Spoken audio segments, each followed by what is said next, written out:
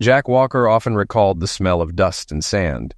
It was that acrid tang that followed him from the battlefields in the Middle East to his front porch in Virginia, lingering in his memory long after he hung up his uniform.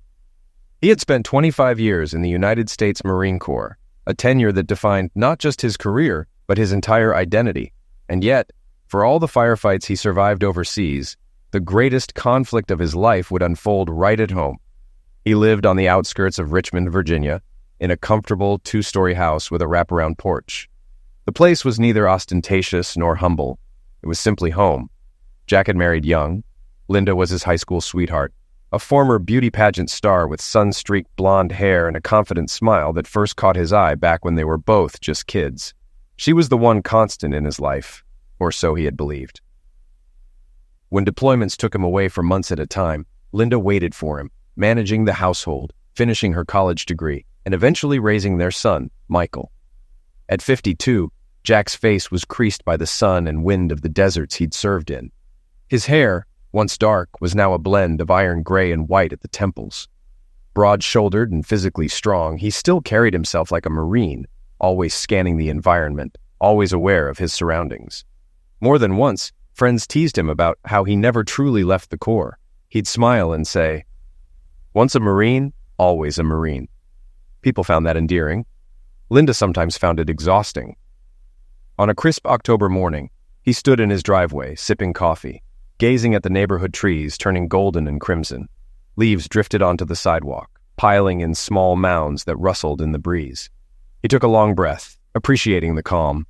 A quiet street, a couple of neighbors walking their dogs, the distant hum of a lawnmower. These were the small gifts of suburban life he had spent so many years defending overseas. He put down his mug, climbed into his SUV, and set off for the office of Walker's Security Consulting. He had founded the firm after retiring from the Marines, leveraging his expertise in threat assessment and tactical operations for corporate clients. It was demanding work, but it allowed him to be home each night, something he once dreamed about during endless desert nights under foreign skies. The building was a standard 2-story office structure with tinted windows, part of a larger corporate complex near the city. Inside, the walls were adorned with framed photographs of Jack's deployments, he and his fellow Marines standing beside sandbag barriers, some smiling, some glaring at the camera, all dusty and exhausted. One frame showed him receiving the Silver Star, another displayed a Purple Heart. He tended not to mention those accolades in conversation. In his mind, no medal could truly capture what it had cost him, or what it had cost those who didn't come back. "Morning, boss," said Carmen, the office manager, as he walked in. She was a petite woman with short curly hair, impeccably organized, always wearing bright lipstick. "I have a fresh pot of coffee, if you want some." "Couldn't say no to that," Jack said, offering a nod of thanks. "We have that conference call with Sterling Insurance at 10, right?" Carmen nodded. "Yes, sir. Their CFO is eager to finalize details. And Ryan Hale called earlier, left a message." Jack paused. "Ryan called here?" "Yes. He didn't say much, just that he'd like you to call him back." Jack's expression softened. "Thanks, Carmen. I'll give him a ring later." He retreated to his office, a modest space with a heavy wooden desk and a single potted plant that Linda had given him for decoration. As he sat, he thought of Ryan Hale with a flicker of warmth. Ryan was his oldest friend, the only person who rivaled Jack's Marine record in terms of shared experiences. They had enlisted together at 19, survived boot camp side by side, and even deployed to the same war zone once, though Ryan left the service after 5 years, deciding the structured discipline of the Corps wasn't for him. Despite their different paths, they stayed close. Jack considered him a brother. He planned to call Ryan back before lunch, then turned his focus to work, reviewing corporate contracts, scanning proposals, responding to urgent emails. By the time he looked up, it was already noon. He reached for his phone and dialed Ryan's number, which he knew by heart. "Jack," came Ryan's low, confident voice. "I was starting to think you were ignoring me," Jack smirked. "You know me. If I was ignoring you, I wouldn't be calling back at all." They exchanged jokes, and Ryan invited him to a late lunch. Jack glanced at his schedule and agreed. Soon he was in his SUV, driving through midday traffic toward a favorite steakhouse on the city's west side. Ryan Hale was easy to spot. Tall, broad-shouldered, with salt and pepper hair slicked back. He wore a tailored navy suit and shiny leather shoes, a style that exuded success. While Jack walked in wearing business casual slacks and a polo, Ryan looked like a man who belonged in a boardroom in Manhattan. They embraced briefly, then sat in a booth near the back, away from the lunch rush. Ryan ordered sparkling water, explaining that he was trying to clean up his habits. Jack requested an iced tea. The conversation flowed from old Marine memories to the real estate empire Ryan built after leaving the Corps. He had made a fortune flipping properties and investing in commercial developments, though Jack never envied that life. He was content with his consultancy. Ryan teased him for being too modest, but Jack just shrugged. They ended the meal discussing personal matters. Jack mentioned that Michael was in his second year at community college, saving money by living at home. Ryan gave an update on Ethan, his son of the same age, who also went to community college. The two boys were best friends, ironically enough. Ryan said he was proud of Ethan's potential, though he sometimes worried Ethan was too reckless. Jack nodded in understanding, remembering the times Michael came home regaling him with stories about Ethan's wild parties. Before they parted ways, Ryan placed a hand on Jack's shoulder. "I've been meaning to drop by your place," he said. "Haven't seen Linda in ages. I thought maybe this weekend we could have a cookout, watch the game, talk about old times." Jack smiled. "Linda'd like that, I'm sure. Why don't you come by Saturday afternoon? Bring Ethan if he's free." Ryan nodded. "He's always up for free food, especially steak off your grill." Jack chuckled. "Then it's settled." He drove back to his office, a small smile playing on his lips. Life felt good at that moment. Sure, he carried mental scars from war, but he had a stable home, a successful business, and a best friend who still had his back. He had no idea that Ryan was already plotting a meeting of an entirely different kind, one that Jack would never have sanctioned. By the time Jack finally headed home late in the afternoon, the sun was starting to sink beneath the horizon, painting the sky with ribbons of orange and pink. He parked in the driveway, noticing Linda's car there as usual. Stepping inside, he was greeted by the scent of garlic and butter. Linda was in the kitchen, wearing a floral apron, stirring a pot of pasta sauce. At 50, she still had the poise and grace that once helped her win local beauty contests. Her blonde hair was styled neatly, her figure kept trim by regular gym sessions. She glanced over her shoulder and gave him a warm smile. "Hungry?" she asked, lifting a wooden spoon. "I made fettuccine alfredo and roasted vegetables." Jack inhaled the aroma. "Smells amazing. You spoil me." He stepped behind her, resting his hands gently on her hips, and kissed her cheek. She tensed slightly, just for an instant, before relaxing into his touch. He didn't notice the hesitation. He assumed she was simply startled. "How was your day?" she asked. "Busy, but good. Met Ryan for lunch. He wants to come over Saturday, watch the game, maybe grill something." "Sounds nice," Linda said, turning off the burner. "Haven't seen him in a while." "I know. Says he's been consumed by some big commercial project, but he's definitely making time now." They served dinner and ate in the cozy dining room, the table set with everyday plates, cloth napkins, and a half bottle of white wine Linda had left open from earlier. She poured Jack a glass, but he only sipped lightly. "How's Michael?" he asked as he took a bite of pasta. Linda shrugged. "He's upstairs, I think, probably studying or gaming. Typical college boy routine." Jack chuckled. "He's a good kid. We should ask him if he wants to come down." "He's old enough to decide for himself," Linda said, waving a hand. "I'll leave him be." They chatted about mundane things. The yard needed raking, the fence needed a fresh coat of paint, and Linda mentioned a new yoga class at her gym. Their conversation was comfortable. Jack didn't see the small shadow behind Linda's eyes when he brought up how nice it was to have her around now that he wasn't deployed. She changed the subject swiftly, pulling him into a discussion about a possible vacation in Florida over the winter. After dinner, Jack stacked the plates in the dishwasher while Linda wiped down the counters. They behaved like a typical suburban couple, sharing small tasks before settling in the living room. Yet if Jack had been more perceptive, he might have noticed the way Linda checked her phone more often than usual, quickly swiping away notifications whenever he glanced in her direction. In truth, Linda was expecting a text from Ryan. She had been for nearly 2 decades managing a secret that would destroy everything Jack believed in. But she played her part so well that even an observant Marine like Jack didn't suspect a thing. Upstairs, Michael Walker was indeed in his bedroom, but not just studying. He was also messaging with Ethan, swapping memes and talking about weekend plans. At 20, Michael looked much like Jack had at that age, tall, broad-chested, with a kind of innate seriousness. He had a photograph of his father in uniform pinned to a corkboard beside his desk. Next to that photo was a picture of him and Ethan at high school graduation, both grinning from ear to ear. Michael was proud of his dad's service. He sometimes fantasized about joining the military himself, but Linda protested, reminding him that she had endured enough lonely nights. Michael ended up enrolling in community college for business administration, figuring he could join the workforce or maybe transfer to a 4-year school later. It saved money, and living at home allowed him to keep expenses low. He heard his parents downstairs finishing up dinner. He had no reason to suspect anything unusual. If anything, he figured their household was stable, almost boring. He had no idea that the event to fracture his life was only weeks away.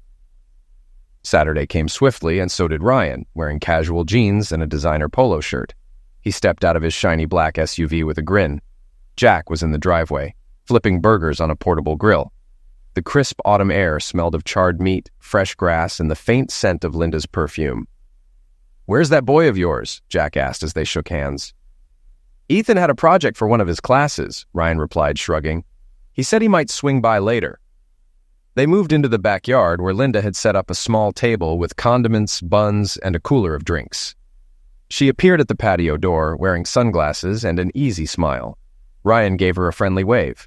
Neither Jack nor Linda noticed the quick spark in Ryan's eyes when he saw her. Michael was out there too, leaning against the porch railing with a soda in hand, occasionally checking his phone. Ryan and Michael chatted about college while Jack turned the burgers, occasionally adding slices of cheddar and flipping them with practiced ease. Linda hovered near the table, sliding a bowl of coleslaw next to the plates, offering to refill drinks. She looked relaxed, and Jack was pleased to see them all getting along. "So," Michael said, glancing at Ryan, "any chance you have an internship at your company? I'm trying to get some real-world experience." Ryan gave a short laugh. "Maybe. I do real estate, though, so you'd probably just be filing property documents or dealing with tenants. Not sure if that's up your alley." "Better than nothing," Michael said. The conversation was light, the food delicious, and for a moment, the gathering felt like an ideal suburban family event. Jack threw in some anecdotes from the Marine Corps, making Ryan chuckle as he recalled certain escapades from boot camp. Linda listened, occasionally contributing a memory from when Jack wrote her letters from overseas. Yet beneath that veneer, Linda and Ryan shared discreet glances whenever they believed no one was watching. It was a language only they understood, years of habit that let them communicate desire without words. They spoke not just of old times, but of secret hotel rooms and whispered confessions. Jack remained oblivious.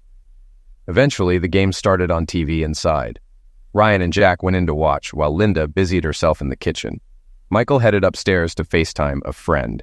As the cheers of a football crowd erupted from the television, Linda excused herself to fetch dessert, though no dessert had actually been prepared. In truth, she wanted a private moment with Ryan. She found him in the hallway leading to the living room, phone in hand, seemingly checking messages. He looked up and flashed a grin. "Hey, was hoping I'd run into you." Linda took a step closer, heart pounding, though she kept her voice to a low whisper. "We need to be careful." Ryan kept his gaze on her, unwavering. "I know. He's just in the next room." The tension between them crackled. Linda felt a rush of guilt and excitement. For nearly 2 decades, they had navigated these covert interactions. Every time Jack was away on deployment, Ryan would be the shoulder she cried on, then the lover she took solace in. She had told herself for years that Jack's long absences drove her into loneliness, that it wasn't really her fault. But with Jack home now, how could she justify continuing this affair? She swallowed. "I'll text you, maybe next week. I'll tell Jack I'm going to visit an old friend." Ryan's lips curved into a half smile. "I'll book the usual place." They heard the TV announcer calling a timeout. Linda jerked her head in that direction, nerves thrumming. "Go back in. I'll pretend I'm busy with something." He nodded, stepping away. She watched him disappear around the corner, then grabbed a carton of ice cream from the freezer to make her little lie seem real. Her heart hammered in her chest as she scooped ice cream into bowls, hoping no one noticed how flustered she looked. Later that evening, once Ryan left and Michael retreated to his room, Jack and Linda were alone on the couch. She leaned on him, letting him drape an arm around her. He smelled of charcoal and aftershave. Despite her guilt, she felt comfort in that familiar presence. He turned the TV to a different channel, some reality show, and began flipping through an old photo album Linda had left out on the coffee table. She saw a picture of them from nearly 25 years ago on their wedding day. Jack in his dress uniform, Linda in a lace gown, both beaming. She remembered how she had felt safe in his arms, how she had believed life would be perfect. Jack caught her wistful look. "Everything okay?" She forced a smile. "Of course, just reminiscing." He kissed her temple. I'm sorry I spent so many years away, Linda. If I could go back, I don't know. Maybe I would have tried to get stationed stateside more often. She rested her head on his shoulder, tears threatening. You were serving our country. You did what you had to do. That part, she believed. Yet she also thought about Ryan. Had she used loneliness as an excuse for her own selfish needs? The question nagged at her, but she couldn't bring herself to answer it honestly, not even in her own head. A few days later, Linda told Jack she was visiting a friend in Charlottesville for the weekend. He believed her without hesitation. Michael, who was busy with assignments, didn't think much of it either. By Friday morning, Linda packed a small suitcase and drove off, wearing a cardigan and jeans that showed off her figure. As she pulled out of the driveway, she noticed Jack's SUV was gone. He had left early for a client meeting. She felt relief that she didn't have to face his steady gaze, worried it might break her resolve. Her first stop was a gas station just off the interstate, where she topped off her car and swapped a few text messages with Ryan. He sent the address of a boutique hotel near Williamsburg, discreet enough to avoid any run-ins with neighbors or acquaintances. She arrived around noon, checked in, then waited nervously in her room, flipping through TV channels without really watching anything. When Ryan finally showed up, wearing a crisp button-down shirt and an expensive watch, Linda stood to greet him by the bed. He closed the door and locked it, dropping his small overnight bag on the floor. They looked at each other in silence for a long moment. Then Linda set aside the remote and moved toward him, letting him kiss her with a hunger that belied their middle age. She was 50 and he was 52, yet the urgency they felt in these stolen meetings seemed to echo the passion of youth. Later, lying side by side, Linda stared at the ceiling, a pang of guilt gnawing at her.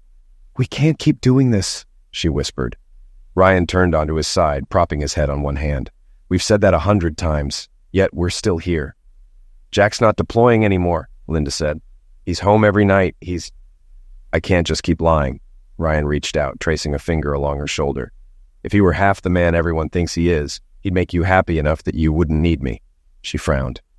"That's not fair. He's a good man." "So am I," Ryan said. She sighed. "No, you're not. You're good at pretending to be." He smirked, then pulled her closer, his breath warm against her cheek. They said nothing more, losing themselves in the moment.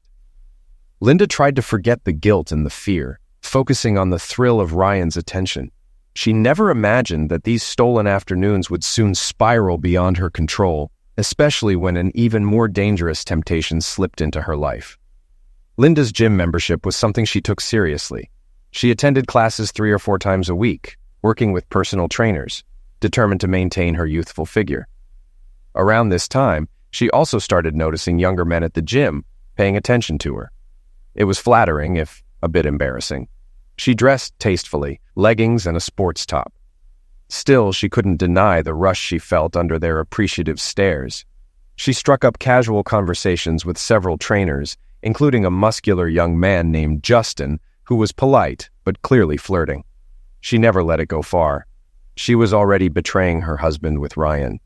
Even Linda had moral lines she believed she wouldn't cross. Then one evening, she went to a friend's birthday party at a local bar. She had planned just a brief appearance, maybe a drink or two. But near the bar, she stumbled upon someone unexpected. Ethan Hale, Ryan's son. He was there with college buddies, celebrating something or other. Linda recognized him instantly, though it took him a moment. "Mrs. Walker?" Ethan said, blinking in the dim neon light. "Wow, hey, this is unexpected." She gave a small laugh, swirling her wine glass. "Just out for a friend's birthday. What about you?" "Friend's 21st, Ethan said, gesturing at a rowdy group in the corner. "They're getting wasted. I'm trying not to get too carried away." He looked her up and down, as if seeing her in a new light. "You look different outside the house."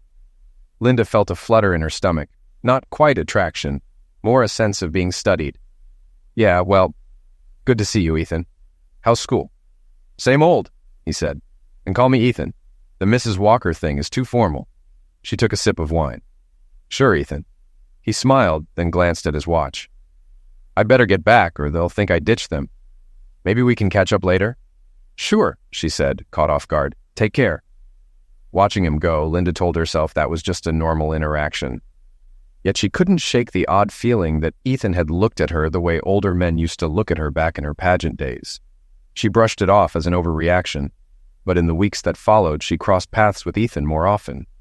once at the grocery store, once at the local mall, twice at the community college campus when she went to pick up Michael from an evening class.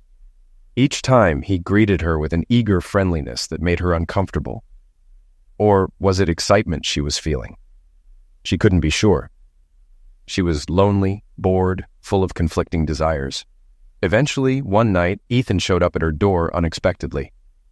Michael was out with friends, and Jack was on an overnight trip to D.C. for a major client meeting.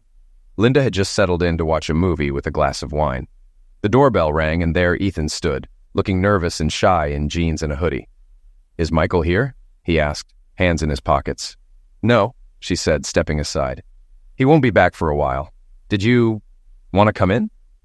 Ethan hesitated, then entered. "I guess I can wait. We were supposed to meet up." Linda offered him a drink, soda or water, and resumed her seat on the couch. Ethan hovered awkwardly by the TV, scanning the living room as if seeing it for the first time. He noted the photos on the shelves, Linda and Jack on their wedding day, Linda with Michael as a toddler, Linda with her pageant trophies. He gave a soft chuckle. "You were Miss Bayfield County, right? My dad mentioned something about that." She felt a mix of pride and embarrassment. "Yes, a long time ago." "You still look... you're still beautiful," Ethan said, stumbling over the compliment. Linda felt her cheeks warm. "Thanks, Ethan. That's sweet." He stuffed his hands deeper into his pockets. "Guess I'll just wait upstairs in Michael's room?" "Sure," Linda said, forcing a casual tone. "Go ahead." She watched him disappear down the hallway, exhaling when he was out of sight. Something about the way he looked at her unsettled her. But she couldn't deny a small flutter in her chest, an irrational sense of being desired again, in a different way than Ryan's practiced attentions. She told herself to stop being foolish. This was Ethan, Ryan's kid, her son's best friend. To her relief, Michael arrived home about half an hour later, and she heard the two young men talking in low voices upstairs.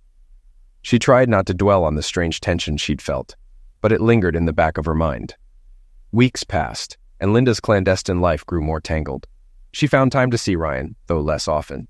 She felt her enthusiasm for those meetings slipping, overshadowed by conflicting thoughts about Ethan. She told herself it was ridiculous to even consider anything with a man half her age. Yet the taboo nature of it all fueled something dark and thrilling inside her. One evening, after Linda had already had 2 glasses of wine, she discovered Ethan sitting in the living room alone, waiting for Michael. Michael was late coming back from a study group. It was nearly 10, and Jack was away for the night at a business dinner.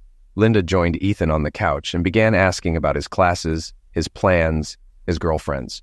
He answered politely, but his eyes kept flicking to the curve of her legs, half bare beneath a loose robe she had thrown on after a shower. She noticed. "You must have a ton of girls chasing you," Linda said playfully, swirling the wine in her glass. He gave a nervous laugh. "Maybe a few. Not all are worth the trouble." "Really?" He glanced at her. "Sometimes people are more exciting when they're off limits." Linda's hand shook slightly, spilling a drop of wine onto the couch cushion. She set the glass aside, trying to laugh it off. "I guess that's how it goes when you're 20 and feeling invincible." He shifted closer, voice dropping. "I'm not the only one who likes excitement." She stared at him, heart pounding. The air felt electric. There was no turning back if she chose to cross that line. Memories of her first betrayal, Ryan, flashed through her mind. Hadn't she told herself that was a one-time mistake all those years ago? Yet it continued. And now, here she was, faced with an even more unsettling temptation. Ethan reached out, fingertips ghosting over her arm. She inhaled sharply, but didn't pull away. She couldn't explain what overcame her at that moment. Loneliness, vanity, the hunger for validation. Whatever it was, she found herself leaning forward. His lips touched hers. It was a cautious, uncertain kiss, but it ignited a spark that flared into reckless fire. The next moments were a blur, clothes hastily pushed aside, hushed laughter mixing with whispered warnings that Michael could return at any time. Linda's heart pounded in her ears, a mix of adrenaline and guilt. She knew it was the worst decision she could make, but she made it anyway. When it was over, they dressed in silence. Linda fixed her hair in the reflection of a dark TV screen, mind racing with panic. Ethan stood by the couch, breathing hard, eyes full of a strange mixture of triumph and fear. She hurried him out, warning him never to speak of it again. He promised, but she saw in his expression that he wasn't fully prepared to let it go. That night, Linda barely slept. She kept imagining Jack's face if he ever discovered her new secret. She thought of Ryan, too, how furious he would be if he learned she'd taken up with his own son. But even fear wasn't enough to stop her from feeling that dizzy rush that came with forbidden desire. Days turned into weeks. Linda prayed Ethan would keep his silence, and for a while, it seemed he did. He texted her occasionally, nothing explicit, just vague allusions to what had happened. She ignored most of them, trying to shut down any continuation. She was juggling too many lies already. Meanwhile, Ryan noticed Linda had grown distant, more difficult to schedule meetups with. He assumed she was feeling guilty about betraying Jack. He didn't realize she had found a new thrill that overshadowed him. Ryan continued calling, sending her small gifts, trying to rekindle the passion. Linda accepted them half-heartedly, making excuses about being busy. In the midst of all this, Michael had no inkling of what was swirling around him. He went to classes, studied in the library, and occasionally hung out with Ethan. He felt like something was off with Ethan's behavior. Ethan was more skittish, easily distracted, and avoided coming over to the Walker house. Michael attributed it to exam stress, never suspecting the real reason. But everything came crashing down one night when Michael was at Ethan's apartment for a gaming session. Ethan stepped away to take a call, leaving his laptop open. A file-sharing app pinged with a notification that caught Michael's eye. Out of curiosity, he clicked on it and found a folder with an absurdly provocative title. He double-clicked. His blood ran cold as he watched a short video clip of his mother, Linda Walker, entangled with Ethan on the very couch in his own living room. The details were unmistakable. The living room lamps, the painting of a seascape behind them, the robe Linda wore nearly every night. Michael gaped in disbelief, feeling his stomach churn. The shock and disgust overwhelmed him. He slammed the laptop shut just as Ethan returned. "What are you looking at?" Ethan asked, noticing Michael's pale face. Michael felt rage boiling in his veins. "What the hell is this?" he sputtered, standing so abruptly that the chair toppled over. Ethan glanced at the closed laptop and realization dawned. He lifted his hands in a defensive gesture. "Mike, wait, I can explain." Michael grabbed Ethan by the collar of his hoodie and shoved him against the wall. "That's my mother! You sick—" He couldn't finish the sentence, too choked by anger and revulsion. Ethan tried to push him away. They struggled, fists flying, curses echoing around the cramped apartment. Michael managed to land a punch that sent Ethan reeling. Ethan retaliated with a knee to Michael's stomach. Michael doubled over, but fury kept him going. He snatched the laptop from the table, intending to keep it as evidence, or maybe just to make sure Ethan couldn't destroy it before Jack found out. He stumbled out of the apartment, ignoring Ethan's shouts. Rain battered the pavement as he bolted to his car, barely able to see through tears and the sheets of water falling from the sky. He drove home like a madman, heart pounding so hard he feared it might burst. By the time he got home, soaked to the skin, Linda was in the living room folding laundry and watching TV. She rose, alarmed by his appearance. "Michael, what happened? You're drenched." He didn't answer. He sprinted upstairs, slamming his door. Linda stood there, confused and anxious. She wanted to knock on his door, but something in his expression had frightened her. She let it be, deciding she would wait until he calmed down. Michael, meanwhile, paced his room with the laptop in his hands. He wanted to confront Linda right then and there, wanted to scream at her, call her every name he could think of. But a deep shame also flooded him.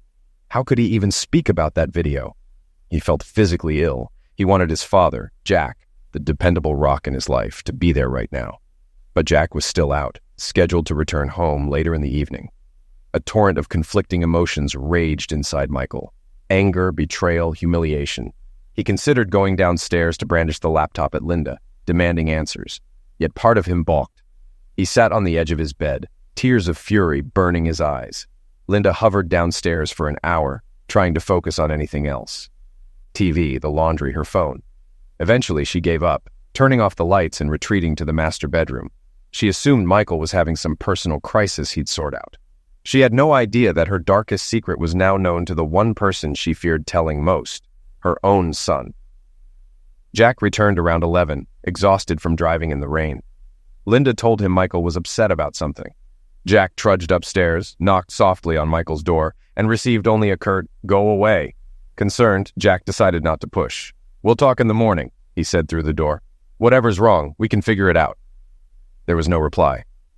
Michael Walker didn't sleep at all after discovering the damning video of his mother and Ethan. Instead, he spent most of the night sitting on the edge of his bed, staring at the laptop he had taken from Ethan's apartment. His thoughts churned with anger and betrayal. Anger at his mother for shattering the family he believed in, and betrayal by his best friend, who had been sleeping with her behind everyone's back. By dawn, Michael's eyes were swollen, and his head throbbed from exhaustion. He rubbed his temples, vaguely noting the faint light creeping through the blinds. He wondered if he should confront Linda directly, or if he should wait until his father got home later in the afternoon. The question made his stomach twist. How the hell do I even bring this up? He checked his phone. A text message icon blinked. With a trembling hand, he unlocked the device. It was from Ethan. Mike, please meet me at the lake near campus. 10 a.m. I need to show you something so you'll understand. Please come alone. Michael read it several times. The lake near the community college campus was an old hangout spot they used to visit as teenagers to skip class or fish for catfish in the murky water. They'd even built a makeshift fire pit there, roasting hot dogs and talking about their dreams. Now it felt like a cruel reminder of a friendship that had died overnight. He wanted answers. Against his better judgment, he grabbed the laptop, stuffed it into a backpack, and hurried out of the house, determined to avoid any interaction with Linda. If he saw her face, he wasn't sure he could hold himself together. The morning air was brisk, the sky overcast. He parked in the small lot near the lake and stood by his car, scanning the line of trees that rimmed the water. 10 minutes passed. He saw no sign of Ethan. 15 minutes. Still nothing. The breeze off the lake was cold, and Michael tugged the zipper of his hoodie higher, cursing under his breath. At 10:20, the faint rumble of an engine made him look up. A black sedan pulled in, but instead of Ethan's old hatchback, a van he didn't recognize suddenly roared out from behind the sedan, screeching to a stop at the edge of the parking area. The side door slid open. Michael's pulse spiked. This isn't right. Before he could react, 2 men in dark clothes rushed him. He dropped the backpack, stumbling backward. One of them grabbed him by the hoodie. Another swung an arm around his neck. "Hey, what the—" he managed to blurt, struggling to break free. A cloth bag was yanked over his head, plunging him into darkness. He tried to scream, but a fist slammed into his gut, knocking the air out of him. His arms were forced behind his back, and he felt the cold bite of metal cuffs snapping around his wrists. "Let go!" Michael choked. They hauled him into the van, ignoring his pleas. He was shoved face first onto the floor. The men muttered curses, working quickly to restrain his ankles with a zip tie. Every breath was a ragged gasp through the rough fabric over his face. Michael's mind whirled. Kidnapped? Why? "Drive!" one of them barked. The engine roared, and the van sped away. Michael's heart hammered so violently, he worried he might pass out. He twisted his wrists, testing the cuffs, but they were too tight. The cloth bag smelled like mildew and made his breathing shallow. He felt the vibration of the road beneath him, heard the men speaking in low tones he couldn't decipher. Minutes stretched into what felt like hours. At some point, one of them yanked him upright and forced him into a cramped corner, holding him in place. The vehicle's shocks rattled his bones with every bump in the road. Fear gnawed at him. Am I going to die? The memory of the laptop, the video, and Ethan's text message churned in his head. It had to be related. Ryan?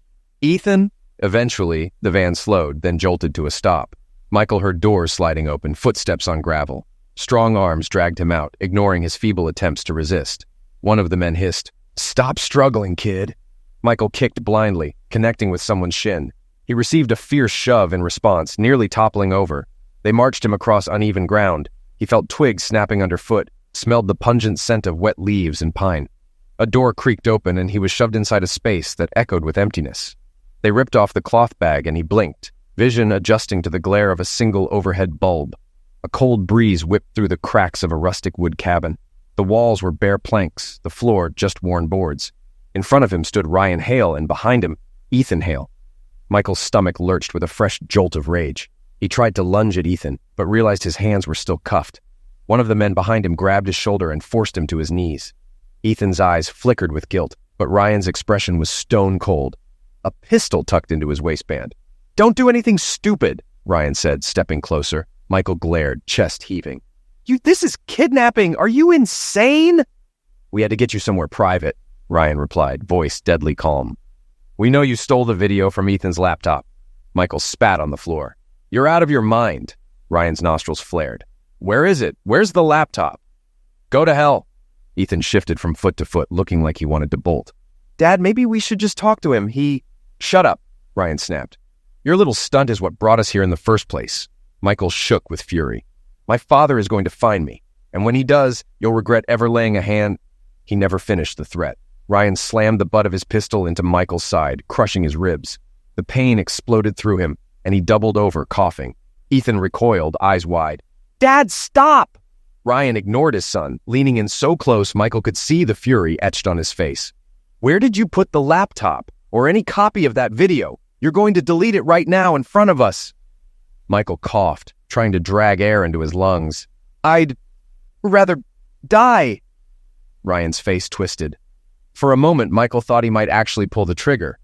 But footsteps sounded outside and the cabin door rattled. All heads swiveled in that direction. The door opened with a groan, revealing Linda Walker, breathless and pale. She wore hastily thrown-on jeans and a sweater, hair still messy as if she'd driven here without stopping. "Oh my God," Linda gasped, taking in the scene. Michael kneeling on the floor in cuffs, Ryan with a pistol, and Ethan hovering in the corner. Her voice wavered. "What the hell is going on?" Ryan tore his gaze from Michael and gestured at Linda with the pistol. "I told you to come alone." She stepped forward, eyes fixed on her son. "You kidnapped Michael?" she cried, voice choked. "Ryan, how could you do this?" Michael raised his head, hatred shining in his eyes. "Mom, seriously? You're in on this too?" He strained against the cuffs. "Help me." Linda shook her head vigorously. "No." Ryan called, said something about forcing you to delete the video. I didn't realize. I never thought he would. Her gaze darted to Ethan. "Ethan, how could you?" Ethan looked miserable, hugging his arms around his torso. "I never wanted it this way. It's Dad's idea. He said—" Linda rounded on Ryan, voice shaking with rage. "If Jack finds out you kidnapped his son, he'll kill you. Let Michael go, right now." Ryan's jaw tightened. "I'll let him go the second he tells us where the video is. Until then, no one's leaving." Linda glared at him. "You're insane! This is a crime! You'll go to prison!" Ryan wiped a bead of sweat from his forehead. "Don't lecture me about crimes, Linda. This is on you, too. You're the one who started this whole mess, sneaking around with me while Jack was off playing hero. And you couldn't keep your legs closed with Ethan, of all people. Did you think that wouldn't catch up with us?" Michael's face burned with shame and fury. Linda's eyes brimmed with tears. "How dare you blame me for kidnapping my son? You've lost your mind." Ethan raised his palms. "Mom, I'm sorry. I know it's messed up. Michael cut him off, voice dripping with contempt. "Don't call her Mom. You're the piece of trash who slept with her." Ethan recoiled as if slapped. Ryan turned on Linda again. "Stop acting shocked. You came here to help me convince Michael to delete the video, or do you want it floating around humiliating all of us? Think about your reputation. Think about Jack's reaction." Linda pressed a trembling hand to her forehead. "Damn you, Ryan. I told you I'd talk to him, but not like this." She stepped toward Michael, dropping to her knees. "Sweetie, give us the laptop. Let's just fix this.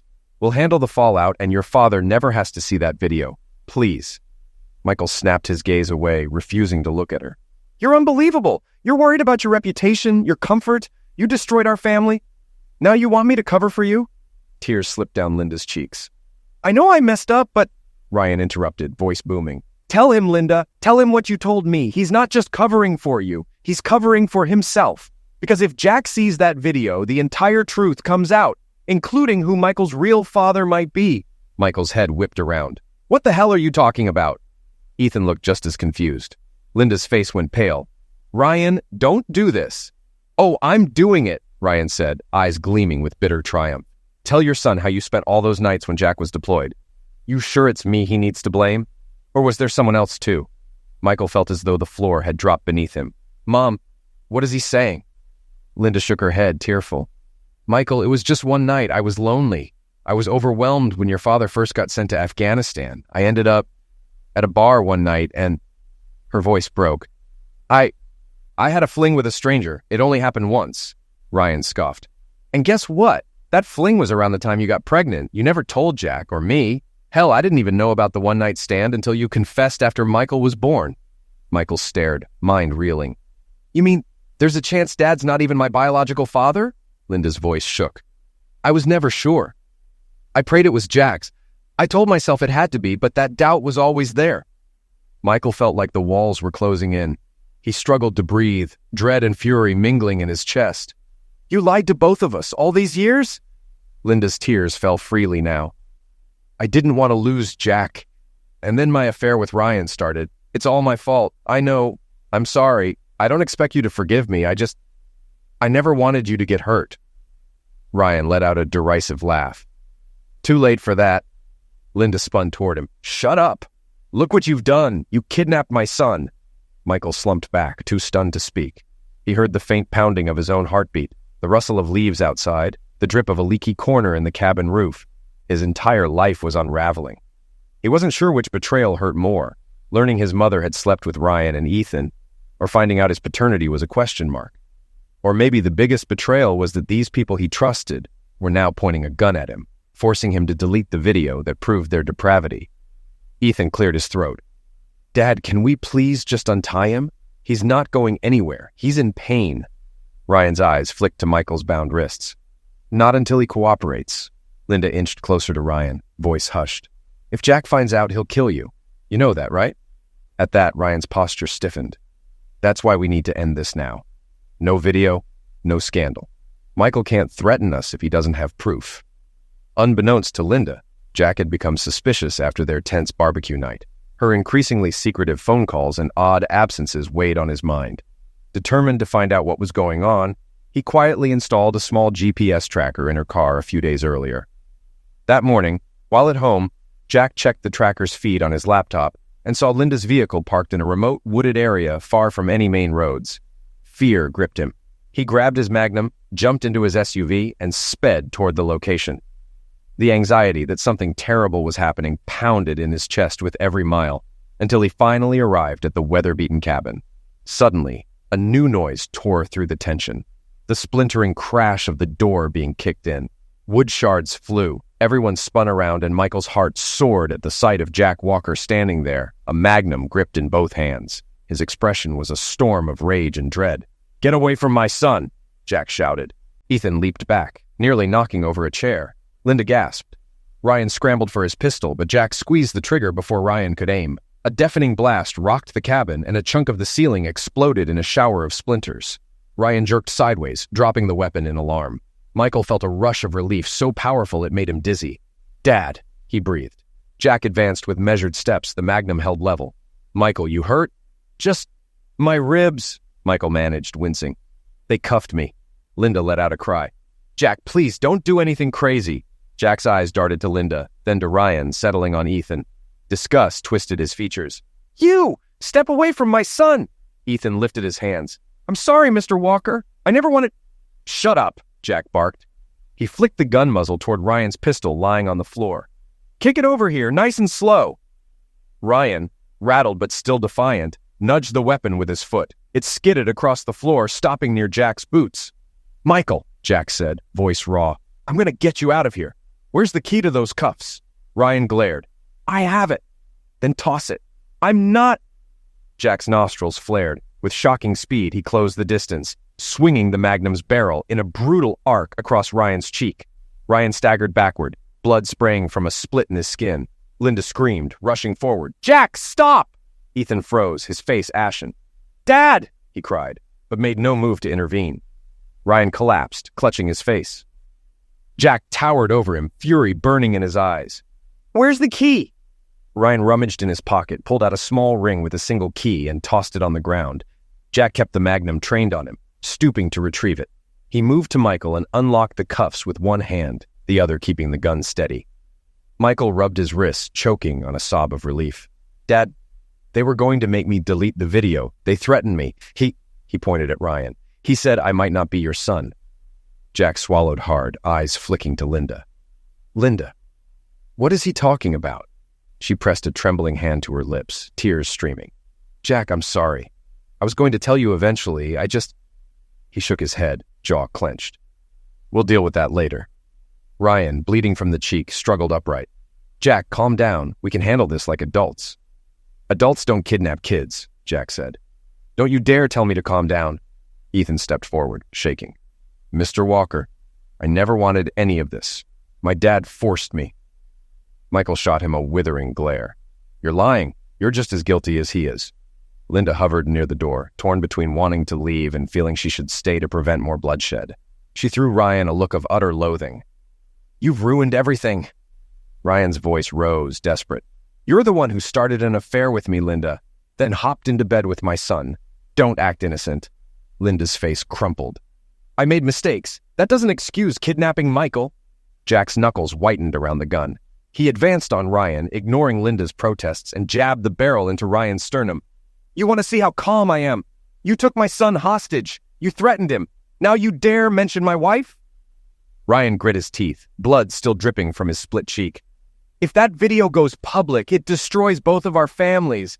People will see what Linda did, what Ethan did, what I did. Think about your precious reputation." Jack's laugh was a bitter, hollow sound. "I don't give a damn about my reputation anymore. All I care about is my son's safety." He glared at Ethan. "And you—" Ethan shrank back, tears forming in his eyes. "I'm sorry. I love your wife. I didn't plan it. It just happened." Michael almost lunged at him again. Jack put an arm out, stopping him. Michael's voice shook with rage. "You're sick! Both of you!" Linda pressed a hand to her forehead. "This is a nightmare." Jack wiped sweat from his brow with the back of his hand, the magnum never wavering. "Michael, call the police." Michael pulled out his phone, dialed 911 with unsteady fingers, and reported the kidnapping. The operator stayed on the line, guiding him through the steps to keep everyone safe until officers arrived. "Cops!" Ryan spat. "You'll regret that, Jack." Jack's shoulders stiffened. "The only thing I regret is ever calling you my friend."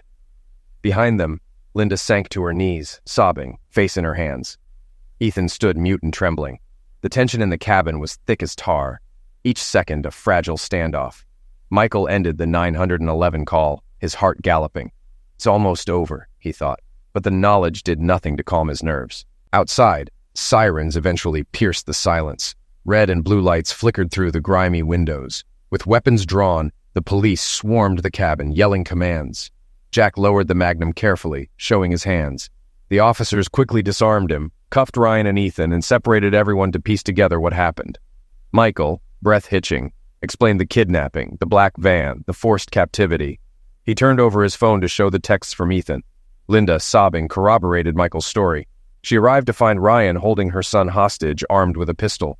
Multiple troopers took Ryan outside, ignoring his curses and protests as they led him to a cruiser. Ethan, pale as a sheet, was similarly cuffed and placed under arrest, though he frantically tried to shift blame to his father. An officer shined a flashlight on Michael's bruised ribs, noting visible marks. Another gently checked his wrists, still red from the cuffs. They took photos of the scene and recovered the firearms.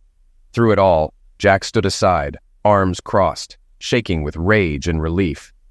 Linda hovered behind him, wanting to speak, but afraid to break the fragile calm. Eventually, a detective approached Michael. "You'll both need to make official statements," he said, nodding toward Jack. "We'll need your testimony about the abduction and any injuries." Michael swallowed. "I'll do whatever it takes to put them away." Jack nodded in silent agreement. Linda tried to intervene. "Officer, Ryan threatened me too. I came here to protect my son, not—" The detective held up a hand. "We'll take your statement as well, ma'am. You might need legal counsel. But if you're telling the truth, and you had no part in planning this, the investigation will show that." Linda lowered her gaze, tears glistening. "I understand." Jack was allowed to leave after handing over his magnum for ballistics checks. The officer noted the bullet in the ceiling was a warning shot. No charges were filed against Jack for brandishing, given the circumstances of Michael's kidnapping.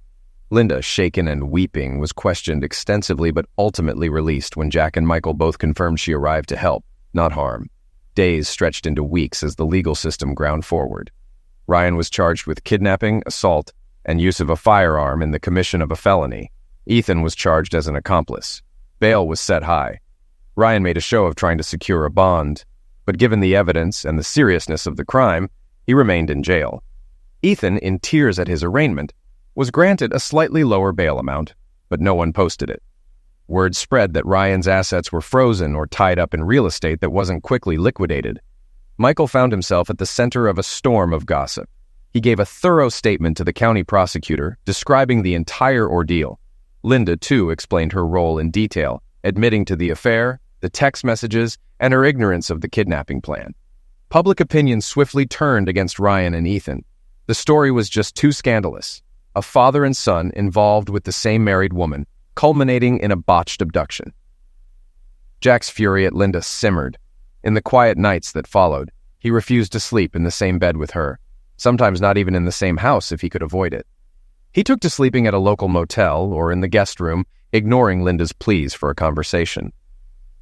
2 weeks after the kidnapping, Linda summoned the courage to reveal the truth about Michael's paternity, an act Ryan had already forced into the open. Jack locked himself in his study, refusing to let her in. She slid a note under the door, scribbled with the words, "It was one night, Jack. A random stranger in a bar. I was lonely and terrified you wouldn't come home from war. I hate myself for it. I'm sorry." Eventually, Jack emerged, his eyes red-rimmed. He looked at Linda with an emptiness that made her stomach drop. "If Michael's not my son, I need to know," he said flatly. She exhaled, resigned. "Then we'll do the test." The saliva swab was taken at a local clinic. Michael, numb from all that happened, silently allowed the nurse to scrape the inside of his cheek. He said little to Linda during the visit. She tried to meet his gaze, but he avoided her eyes. A wave of guilt and remorse plagued her, but it was too late to undo the damage. When the DNA results arrived, Jack sat alone in the living room, envelope in hand. Michael was across from him, perched on the couch, arms clasped together. Linda stood nearby, tears rolling down her cheeks. Jack tore open the seal and read the lines of data. Probability of paternity, 0%. The paper trembled in his grip. Michael's breath caught. "You're not," Jack mumbled, voice cracking. "You're not my biological son." Michael's shoulders slumped. He closed his eyes, tears escaping. "You raised me, Dad. That's all that matters to me." Linda pressed her hands to her mouth, watching as Jack crumpled the page in his fist. Pain etched across his features. All the combat, all the near-death experiences he had survived, yet he looked more defeated now than she had ever seen. He turned a tortured gaze on Linda. "All those years, you let me believe—" He stopped, voice choked. She stepped toward him, but he recoiled. "Don't!" Michael got up, crossing to Jack, tears in his eyes. "You're the man who taught me to ride a bike, to shoot a basketball, to stand up for what's right. You're the only father I want. Nothing changes that." Jack's composure cracked. He pulled Michael into a fierce hug, both of them shaking with sobs. Linda wept silently, a helpless bystander to the damage she had caused.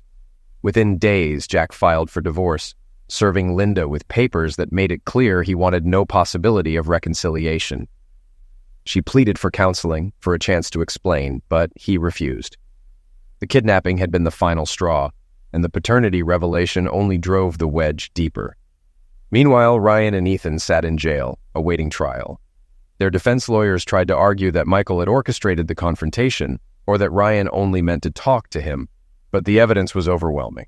Michael's bruises, the video of Ethan and Linda, and the text messages luring Michael to the lake. 6 months later, in a packed courtroom, a judge sentenced Ryan Hale to 10 years in prison for kidnapping and assault with a deadly weapon. Ethan Hale received 3 years, reduced to time in a youthful offender facility, for his role as an accomplice and for conspiring to threaten Michael. The local news outlets covered the story for weeks. Headlines screamed about the twisted affair that had destroyed 2 families. During the trial, Linda sat in the back, wearing sunglasses and a scarf around her head, avoiding eye contact with neighbors or acquaintances who recognized her. She testified about her relationship with Ryan, admitted her guilt in deceiving her husband, but insisted she had no knowledge of the kidnapping plan. Jack gave a statement confirming Linda's ignorance of the plot. The authorities declined to charge Linda with conspiracy, determining she was also threatened by Ryan to persuade Michael. Public scorn, however, was inescapable. Once the case concluded, Linda packed her belongings. The house she and Jack had once shared went on the market. She moved in with a cousin in another state, far from the whispers that followed her everywhere. Jack, for his part, resigned from his high-stakes security consultancy. The scandal had cost him crucial clients, and he no longer had the passion for the work. Michael, though devastated, chose to live with Jack in a modest townhouse near the outskirts of Richmond. They burned the paternity test results in a small fire pit behind the townhouse. Neither needed a piece of paper to tell them who they were to each other. "It's over," Jack murmured, watching the edges of the page curl into black flakes. "Yeah," Michael said, voice tight. "It's over." In the months that followed, father and son navigated the aftermath of betrayal together. Michael switched his college major to criminal justice, determined to make sense of the world that had blindsided him. Jack found part-time contract work with a smaller security firm, content to keep his head down. Occasionally, Linda left voicemails, tearfully apologizing, asking about Michael's welfare. Michael answered once, telling her he was fine but needed distance. Jack never returned her calls, still too angry to hear her voice. Rumor had it she was barely scraping by, plagued by guilt and ostracized by the community. Ryan would spend the better part of a decade in prison, and Ethan's life was forever marked by his conviction and the stigma of having slept with his best friend's mother. Despite the pain, Jack and Michael found a steady rhythm in their new reality. Mornings started with quiet coffee in the kitchen, discussing small things like the weather, the day's errands, or the local sports results. Sometimes the conversation shifted to deeper topics: trust, loyalty, regret. They spoke of forging ahead, leaving behind the ghosts that had nearly swallowed their family whole. Late at night, Jack sometimes woke from nightmares about war zones or about that cabin, always with a surge of adrenaline. He'd find Michael awake too, flipping through textbooks under the glow of a small living room lamp. They'd share a look of understanding, both men wrestling with inner demons, yet choosing to stand by each other. No longer father and son by blood, but by something stronger, the bond of shared trials and mutual respect. And so, while the illusions of a happy home were shattered beyond repair, from the rubble rose a new, if somber, life. In raw honesty, Jack and Michael built a deeper connection than they ever had before. Betrayal had uprooted them, but in standing together, they found a sense of hope neither had thought possible. Their story became a cautionary tale in that quiet Virginia suburb, a reminder that secrets fester in the darkness, and sometimes the people you trust most are the ones capable of the greatest harm. Yet it also became a testament to resilience. Even in the worst circumstances, father and son forged ahead, refusing to let betrayal define them forever. In the end, they walked away with scars, but also with a profound understanding of what truly mattered: honesty, loyalty, and the unbreakable bond they refused to surrender.